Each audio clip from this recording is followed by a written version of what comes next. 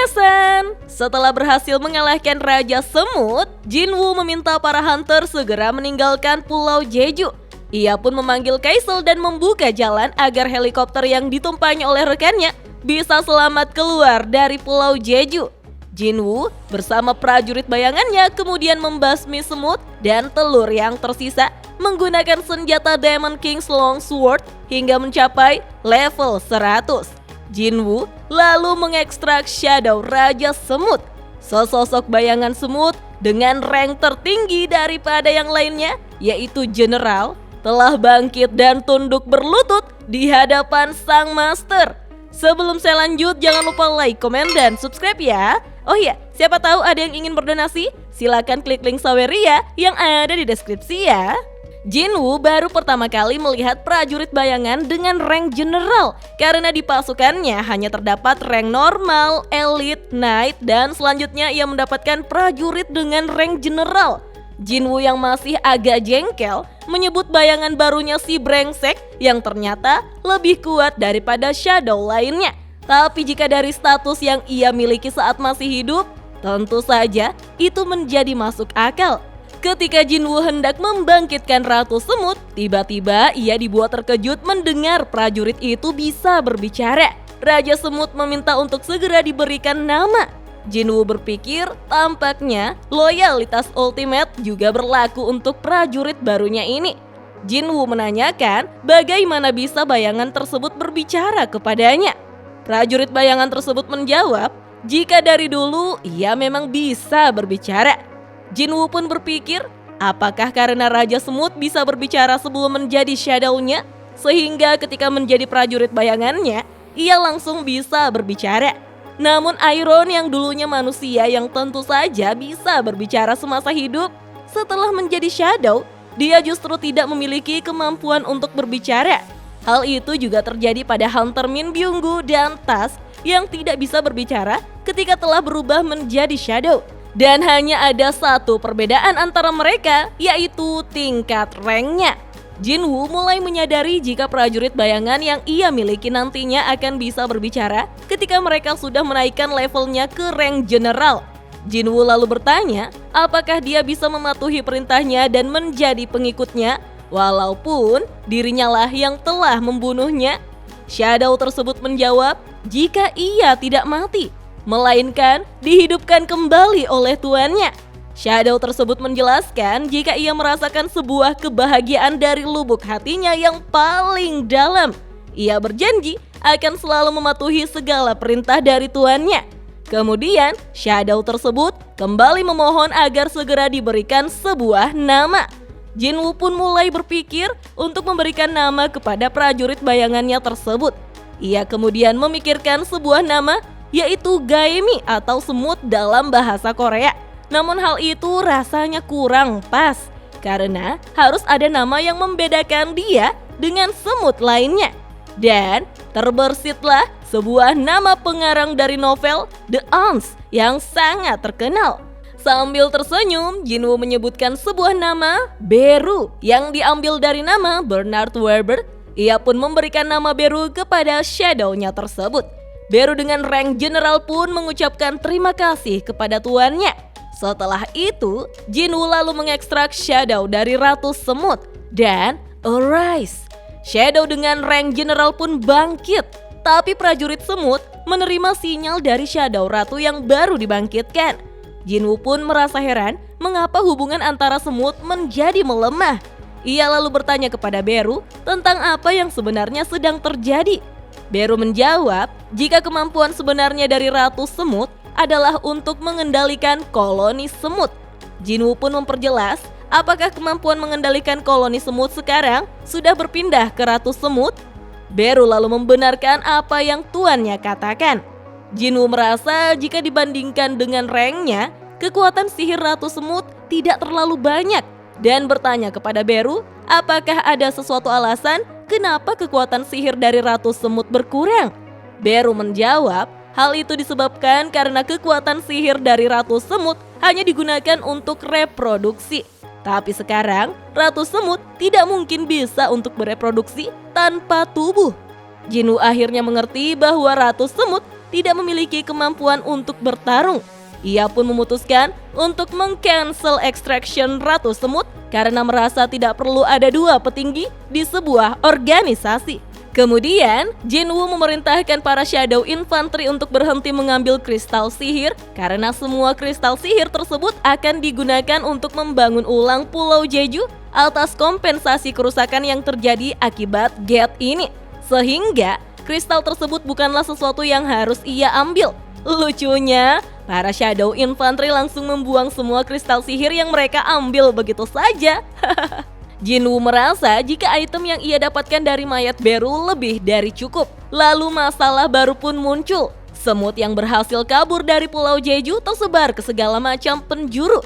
Jinwoo pun merasa ragu bisa mengatasinya dengan kekuatan pasukannya yang sekarang dan berusaha semampunya untuk menghentikannya. Beru pun melaporkan jika monster semut sekarang mengalami kesulitan karena mereka sudah tidak lagi memiliki seorang pemimpin. Sehingga mereka tidak bisa menyatukan para pasukannya dan sedang dalam keadaan terpecah belah. Jinwoo pun menanyakan apakah Beru bisa mengetahui jumlah semut yang tersebar. Secara rinci Beru menjelaskan bahwa sebelum raid, monster semut berjumlah 8.700 dan jumlah semut yang selamat sebanyak 4.000 semut. Jinwoo tidak menyangka bahwa sudah banyak semut yang telah ia basmi sebelumnya. Namun yang tersisa jauh lebih banyak dari perkiraannya. Jinwoo lalu mencoba mengetes kemampuan dari Beru dengan menanyakan apakah ia mampu membasmi semua semut yang tersisa. Beru kemudian menyanggupi perintah dari sang Master Shadow Monarch. Sementara itu, di atas kapal perang, para tentara dan hunter bekerja sama untuk mengalahkan monster semut yang tersebar. Kita pun diperlihatkan para hunter dari Guild Hunters yang sudah meluncurkan tembakan dari kapal dan serangan sihir gabungan untuk menyerang monster semut yang terbang ke arah mereka. Gina pun menjelaskan bahwa monster semut sedang menuju ke utara dan sedang bertempur dengan Guild Knights. Dan sekarang adalah waktunya bagi mereka yang akan bertarung. Son Ki-hon dan Lee Bora serta yang lainnya tampak sudah siap menghadapi monster semut yang terbang di atas langit. Juga tidak ketinggalan Guild Fame yang dipimpin oleh wakil Guild Master siap bertarung melawan monster semut. Salah satu hunter dari Guild Reapers menyuruh agar rekannya berada pada formasi yang telah ditentukan. Jika tidak, maka mereka akan mati. Apalagi satu monster semut setara dengan rank B. Sehingga mereka harus bisa mengatasinya agar bisa memperbaiki reputasi Guild The Reapers. Sementara itu, Lee Min Sung tampak sedang frustasi dan ketakutan melawan monster semut. Salah seorang rekannya di Guild Reapers yang sedang berjalan melihat Lee Min Sung merasa heran karena ada hunter rank A yang tidak bisa berbuat apa-apa akibat ketakutan. Kemudian, di sebuah dermaga, Lee Jo-hee bersama Song Cheol dan beberapa hunter lainnya melihat monster semut yang sedang terbang menuju ke arah mereka. Lee Jo-hee bertanya-tanya apakah mereka mampu mengalahkan monster tersebut. Namun monster semut dengan cepat datang untuk menyerang mereka. Tiba-tiba, Song Cheol tampak terkejut melihat para monster semut yang hendak menyerang mereka, tapi mati dengan tubuh yang terpotong menjadi beberapa bagian. Lee Jo-hee tampak sangat terkejut dan menanyakan apa yang sebenarnya terjadi pada monster semut. Kenapa mereka mendadak mati? Song Cheol tampak takjub melihat kecepatan dari makhluk yang membantai monster semut. Bahkan matanya tidak bisa mengikuti pergerakan dari makhluk tersebut. Ternyata itu adalah Beru yang meluncur dengan kecepatan sangat tinggi sedang memburu monster semut yang berhasil lolos dari Pulau Jeju. Wih, debut pertama Beru sebagai bayangan memang bukan kaleng-kaleng ya. Dijelaskanlah 5 guild besar Korea yaitu Guild Reaper, Fame, Hunters, Knight, dan White Tiger membutuhkan waktu selama 2 hari untuk membasmi semua monster semut.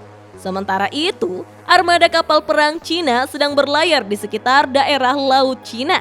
Mereka mendapatkan kabar bahwa monster semut telah muncul di daerah Laut Cina, bahkan sampai ke pulau utama Cina. Sang kapten menginstruksikan agar mereka berjaga-jaga dan tidak boleh tidur selama 2 hari karena koloni kedua terlihat sedang menuju ke arah mereka. salah seorang awak meminta agar diberi wewenang untuk menembak monster semut. Tetapi sang kapten mengatakan jika mereka tak perlu melakukan hal itu karena sang pahlawan nasional Liu Zigang yang berada di atas kapal akan membereskan semuanya sendirian. Terlihat Hunter Liu Zigang sedang berdiri di atas kapal bersiap untuk membasmi monster semut dengan menggunakan kedua pedangnya. Ketika monster semut sudah berada di dalam jangkauan serangannya, Liu Zigang kemudian mengeluarkan kedua pedangnya dan memfokuskan energi sihir di kedua pedangnya. Dan Liu Zigang langsung menebas gerombolan monster semut. Energi sihir yang keluar dari pedang Liu Zigang membakar seluruh gerombolan monster semut. Liu Zigang menganggap monster semut yang ia kalahkan terasa sangat lemah. Ia pun ingin mencoba bertarung melawan Raja Semut yang telah dibunuh oleh Sung Jinwoo. Karena pertarungannya pasti akan sedikit lebih menarik.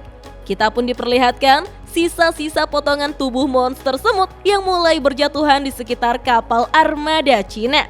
Beralih ke Amerika, Laura datang menemui Thomas Andre yang merupakan ketua Guild Scavenger. Thomas sedang duduk dengan santai menonton siaran pertarungan Jinwoo yang berhasil mengalahkan Raja Semut. Laura menjelaskan bahwa hanya ada satu hubungan yang dimiliki antara Huang Dongsu dan Sung Jinwoo. Kemungkinan besar kalau kakak dari Huang Dongsu dibunuh oleh Sung Jinwoo. Thomas menyimpulkan bahwa Huang Dongsu ingin balas dendam atas kematian kakaknya di Korea. Sambil tersenyum, dengan santai Thomas mengatakan karena adanya insiden tersebut, ia akan lebih sulit untuk bertemu dengan Sung Jinwoo. Padahal Thomas sangat ingin bertemu dengan dirinya. Laura pun bertanya apa yang akan Thomas lakukan jika suatu saat nanti Thomas dan Sung Jinwoo akan bertarung satu sama lain. Thomas pun bertanya balik, apa asistennya itu masih tidak mengenalinya? Dengan wajah serius, Thomas menjelaskan jika Huang Dongsu adalah milik Guild Scavenger dan Guild Scavenger adalah miliknya. Thomas yang tampak menyeramkan lalu menghancurkan remote televisi. Thomas berkata, jika ia tidak akan pernah memaafkan orang yang menyentuh sesuatu yang sudah menjadi miliknya, bahkan sekalipun dia adalah pemerintah Amerika. Waduh, sombong amat. Sementara itu, di malam ketiga raid di Pulau Jeju, satuan militer dan representasi guild dari distrik Yongnam yang disebut Knights telah sampai di Pulau Jeju untuk mengambil batu sihir sambil berjaga-jaga apabila ada sesuatu yang terjadi. Park Jong-soo menceritakan suatu kisah di mana ada seseorang yang hampir tidak memiliki keberuntungan di hidupnya. Orang tersebut selalu berusaha untuk menjadi orang yang terbaik. Ia memiliki sebuah cita-cita untuk menjadi pemegang medali emas dan berlatih dengan keras untuk dirinya sendiri, serta menurunkan berat badan agar bisa mengikuti pertandingan dengan kelas berat. Dia selalu menderita dengan latihan yang keras dan satu-satunya yang tersisa adalah berdiri di panggung Olimpiade, sehingga satu langkah lagi bisa menggapai cita-citanya. Dia bahkan sudah lulus dari tes obat-obatan serta tidak lagi bermimpi buruk pada malam sebelumnya. Kondisinya dalam performa yang terbaik, akan tetapi sesuatu terjadi. Dia malah terdeteksi dengan pendeteksi sihir sehingga tidak diperbolehkan berpartisipasi dalam olimpiade tersebut. Park Jong-soo pun menangis, namun Jung Yong-tae dengan wajah datar menyebut jika Master Guild-nya sedang menceritakan dirinya sendiri. Nyesel deh baca sampai habis. Park Jong-soo melanjutkan ceritanya bahwa pria tersebut harus mengubur dalam-dalam ceritanya dan pada akhirnya memulai cita-cita barunya untuk mendirikan guild terbaik di negara ini. Mendengar itu, membuat Jung Yeon-tae tampak bersemangat dan memuji Master Guild-nya. Mereka pun menemukan batu sihir yang berkualitas tinggi dan berpikir untuk mengambilnya sehingga guild mereka akan bisa menjadi guild terbaik di negara ini. Tapi mereka diingatkan oleh rekannya karena itu tidak pantas dilakukan. Ujung-ujungnya cari duit ya. Setelah mengamati sisa raid di Pulau Jeju, mereka melihat banyak bangkai monster semut yang bergeletakan di tanah. Serta mereka sudah tidak lagi merasakan adanya energi sihir di wilayah tersebut. Tapi tiba-tiba, seekor monster semut muncul dari dalam gua. Park Jong-soo pun langsung membunuh monster tersebut dengan menggunakan pedangnya.